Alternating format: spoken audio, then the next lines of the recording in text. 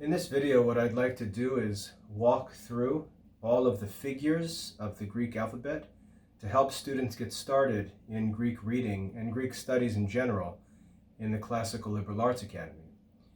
What I've done here is put the names of the 24 Greek letters up on the board, and we're going to walk through, learn the names of each letter, and I'm going to write the figures that represent each of these letters that we'll be using in Greek. One of the reasons we start students in Latin is because in order to learn Greek, we have to learn a new alphabet. So this is the first obstacle in the study of Greek, and once we're over this, Greek reading will actually become very simple. So let's just walk through the Greek alphabet. We'll learn the pronunciation of each of the names. I'll explain how to go about memorizing these, and we'll look at the uppercase and lowercase forms for each of the 24 Greek letters. Note that I just said there are 24 letters in the Greek alphabet, so 2 fewer than English. Some of them have forms and sounds that are similar to Latin and English. Some of them are quite different. So we're just going to walk through and look at each of the forms and the names of the 24 Greek letters. To memorize the alphabet in Greek is very simple. We simply recite the names of the letters. So let's just walk through these together. I have them in 4 rows of 6 because there are 24.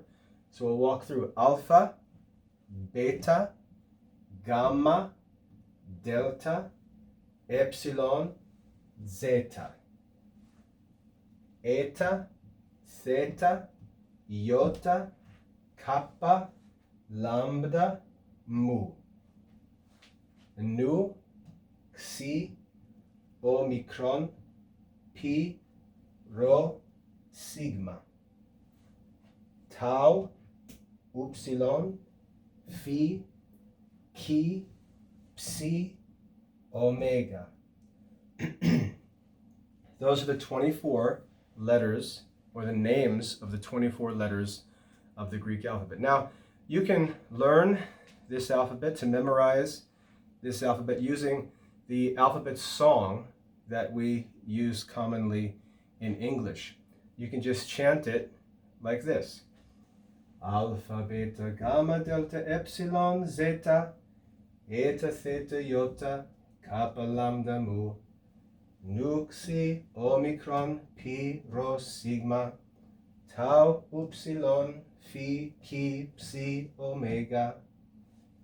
So that might not have sounded very great, but you can see that the 24 names of the Greek letters can be recited and sung using the normal English alphabet song that everyone knows. And I encourage you to do that, to learn the names of the Greek letters. Now let's walk through. We'll learn the figure for each letter in its uppercase and lowercase form.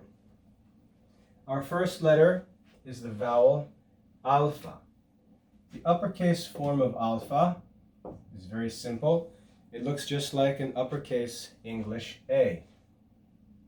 The lowercase form of alpha looks like a lowercase letter A. This figure, alpha, always makes the sound ah in Greek. It always makes the same sound. Alpha, ah. Uppercase alpha, lowercase alpha. The second letter is beta, and the uppercase letter looks just like an uppercase English B. The lowercase, if we're to imagine a line, the lowercase beta starts below the line, comes up, and looks something like an uppercase B, but a little smaller, and it has that leg that hangs down below the line. This is the uppercase and lowercase beta. Anytime we see the figure for the letter beta, we read it with the sound B, just like the English letter B. The third letter in the Greek alphabet is gamma, and the uppercase gamma is a very simple form like that, and the lowercase form can be written like this. Sometimes it's written just like a lowercase letter y. But that's the form of gamma, uppercase and lowercase. Anytime we see the letter gamma, we read it with the sound g, like the classical Latin G. G, gamma. Next, delta. The uppercase form of delta is a triangle. Delta. The lowercase form of delta, I make a little line there, looks like a lowercase d, but it's got sort of a little hat on top and comes around like that. That's the lowercase delta and the uppercase delta. Anytime we see the letter delta, we make the sound d, just like the classical Latin or English consonant d. Next, epsilon. Very simple, has the figure of the English vowel E, just like an E. And the lowercase form of epsilon is just a small e. Anytime we see the figure epsilon, we read it with the sound e, a short e, the English short e, e. In fact, the name epsilon, this part of the word psilon means quiet. The epsilon is a quiet e. We can think of it as a short e. Next, zeta. Zeta in the uppercase form looks like English letter Z. And in the lowercase, it's a little tricky. It's like the delta, and then it has a little hat on top, and then it goes down to the line and curls under the line, like that. That's the lowercase zeta. So uppercase zeta, lowercase zeta. You can pronounce this when you see this with the English sound for the letter Z, z. But in classical studies, normally, this is actually pronounced as a double consonant. Z, z. Okay? So zeta. If you pronounce it as a Z, that's fine. But to be more perfect, you would pronounce it with the double consonant sound, dz, dz.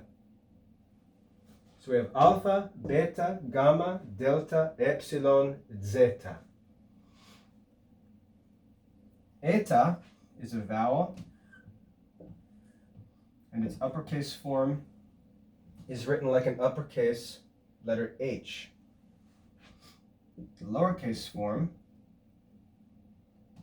is written like this. It looks like a lowercase n in English, but it's got this long leg that extends below the line. But this is the vowel eta. Eta makes the sound e. It's like a long classical e from Latin. Eta. Next is theta. Theta, for the uppercase form, we start with a circle or an oval and draw a line across the middle. That's the uppercase theta. And then for the lowercase theta, draw more of an oval, a little smaller, with a line through the center. That's the uppercase and lower theta. And we understand this as, in English, we can read that as the sound th, as in thin theta. But really, to be more perfect, the theta is actually pronounced like the th in Thomas. Thomas. It's the sound of the letter T with some breath. But if you pronounce it with the English th like thin, that's fine. Okay, and most students actually do that. But no, a more perfect pronunciation would be ta. Next up is iota. Iota is written like an uppercase letter I in English. And the lowercase form is like a lowercase I with a little tail and no dot. Okay, so you could even write it without that tail. That'd be fine. The uppercase iota, lowercase iota, always makes the sound of the classical E, like Latin E. Iota. Next up is kappa, which is similar to the English or Latin letter K or ka. It's written in the uppercase form like the letter K, and in the lowercase form like a smaller K. This is kappa. Anytime we see the sound, we see the figure kappa, we make the sound k, k, k. Next up is lambda. The uppercase lambda looks like an upside down V, and the lowercase lambda looks like that. That's the lambda. This is equivalent to the classical L in Latin, lambda. Next we have the letter mu, which is just like the English or Latin M in its uppercase form. And to draw, we start with a line that extends below our line, and then a figure like this. That's the lowercase mu and the uppercase mu. Makes the sound of the classical M, m. So we have alpha, beta, gamma, delta, epsilon, zeta. Eta, theta, iota, kappa, lambda, mu. Next up we have the consonant nu, which is like the English N. The uppercase form looks like an N. Lowercase form actually looks like a little V. This is the uppercase and lowercase figure for the Greek letter nu. Anytime we see this, we read it with the sound n, n. Next up, the letter xi. Xi. You can hear it's pronounced as a double consonant, ks. Xi, xi. To form the uppercase xi, we simply make 3 horizontal lines. It's like an uppercase epsilon with no vertical line running down. 3 horizontal lines makes xi. The lowercase form of xi is a little tricky. A little hat like the delta, and then 1, 2 curves, and a tail that runs beneath the line.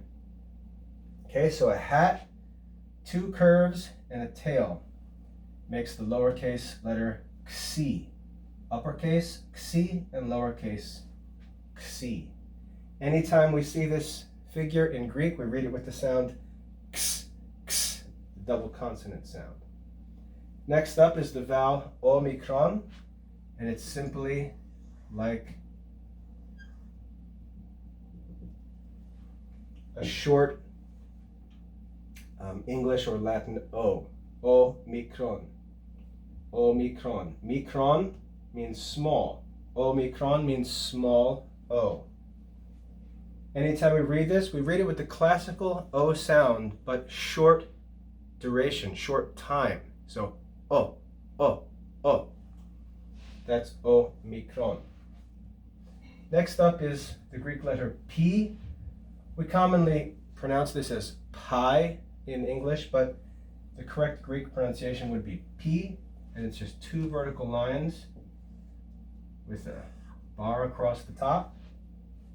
And the lowercase form is just same, but smaller. Sometimes this is curved. So that's the upper and lowercase P. Anytime we see this, it makes the sound of the English or Latin letter P. Pa, pa, pa, pa. Next up is rho. A rho looks like an uppercase English P, but it actually makes the sound r, r, r, like a letter R in Latin. Lowercase rho starts below the line, comes up and around. Actually, let me do that again. Comes up, around down to the line. This is the Greek letter Rho, makes the sound R, R. If you can't make that trilled R sound, you can just pronounce this as an English R, R, R. Next, sigma. Sigma has a horizontal line, two diagonal lines, and a horizontal base. And then sigma has two different lowercase figures. And let me just put a dotted line across here.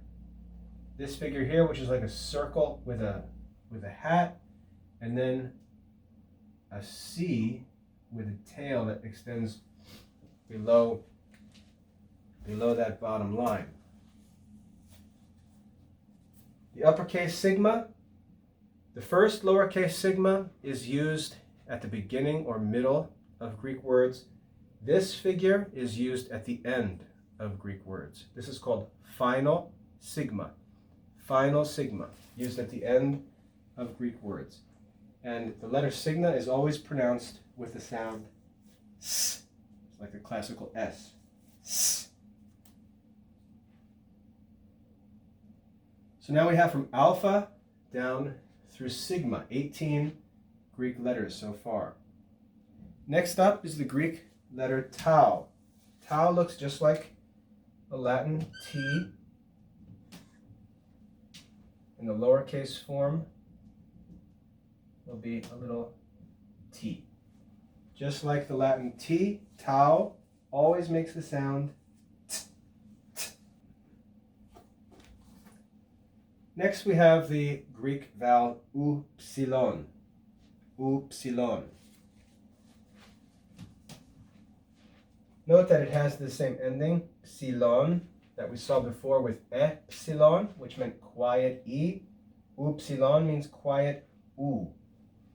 The uppercase form looks like a capital Y in English, and the lowercase form looks like a little lowercase u. The sound of the upsilon is difficult for English speakers because it's a sound we don't use in English. You can pronounce this with the sound of the Latin U if you'd like. That's simple enough to pronounce it as U. But the correct way to pronounce upsilon is U, U, U. And that's a strange sound. But the way that you make that sound is by rounding your lips as if you're going to make the sound U, but with your teeth inside your mouth, make the sound E and combine those two different sounds. So inside your mouth, it's as if you're saying E, and with your lips, it's as if you're saying U, E, E, E. It's a strange sound that takes some practice, but that's the sound of upsilon in Greek. Next we have phi or phi. More perfectly, it would be P. P. It'd be like P, which doesn't have any breath, but with breath added. In the same way that theta or theta is a tau with breath, P is a P with breath. To make this letter in the uppercase form, we draw a circle, and we draw a line through it like this, basically like an uppercase I through an uppercase O. That's the letter P. And then to draw the lowercase form, a circle with a line through it. Sometimes you'll see it drawn like that. That's the uppercase P. Anytime we see this letter, if you want, you can read it with the PH of philosophy, like the letter F, F. But more perfectly, it would be P, P, that P with a breath at the end. Next up is the letter Ki, Ki. And you should hear something of a kappa with a breath. Ki, Ki. The figure for Ki is like the English X, and the lowercase form is like an X that extends usually below the line. Anytime we see this letter, we should read it with the sound of CH in chorus. Chorus. Chorus. That's the Greek letter chi. Next up, we have the double consonant psi. Psi. Anytime we see this letter, it's read with the double consonant sound ps, ps. To form the uppercase psi, we draw sort of a U that's up above the line. And then we draw what's like a letter iota through the midst of it. That's the uppercase psi, and the lowercase psi is like it. A small U down on the line and a vertical line through it. Anytime we see the Greek letter psi, we read it with the sound ps, ps. And lastly, the vowel omega. Notice we have omega and omicron. Omicron, we learned, means small o.